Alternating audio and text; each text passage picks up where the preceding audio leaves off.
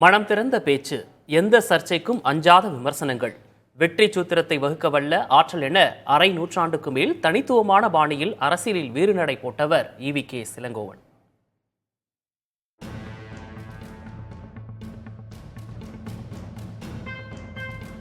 பகுத்தறிவு பேராசான், பெரியாரின் பேரன்.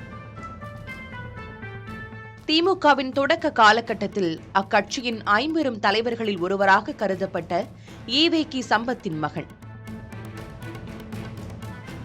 இவ்வாறான அரசியல் பின்புலம், மறுபுறம் அதிரடியான பேச்சு, எதிர்காலத்தில் இருக்கும் ஆளுமைகளை எந்த தளத்துக்கும் சென்று விமர்சிக்கும் போக்கு, அரசியல் களத்தை தம்மை பரபரப்பாக வைத்திருந்த இளங்கோவன் காங்கிரஸ் கட்சியின் மாநில தலைவராக இருமுறையும், செயல் தலைவராக ஒருமுறையும் இருந்தவர். இப்படி அரை நூற்றாண்டுக்கும் மேலாக அரசியல் உலகின் பேசு பொருளாக இருந்தவர் ஈ.வி.கே.எஸ். இளங்கோவன். வடக்கில் காங்கிரஸ் கட்சிக்கு மூத்த தலைவர் திக் விஜய் சிங் சர்ச்சை பேச்சுகளுக்கு பெயர் பெற்றார். அவ்வாறே அரசியல் ஆட்டம் காட்டியதால் தென்னாட்டு திக் விஜய் சிங்காகவே ஒரு காலகட்டத்தில் அவர் பார்க்கப்பட்டார். தாம் மாநில தலைவராக இருந்தபோது காங்கிரஸ் கட்சியை பலப்படுத்த நடவடிக்கைகளை மேற்கொண்டார் ஈ.வி.கே.எஸ். இளங்கோவன்.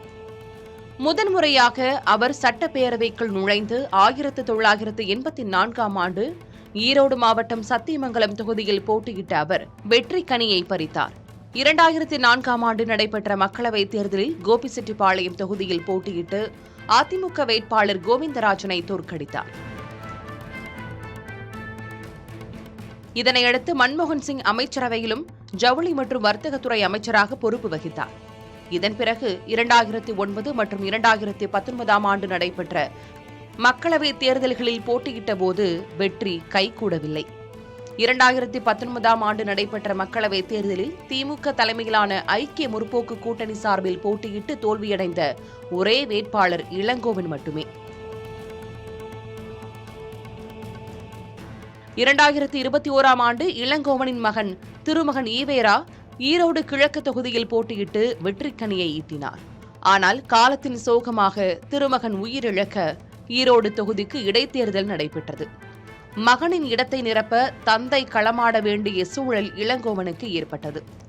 கட்சி தலைமைக்கு கட்டுண்டு களம் கண்ட இளங்கோவன் 50,000 வாக்குகள் வித்தியாசத்தில் அசத்தல் வெற்றியை ஈட்டினார்.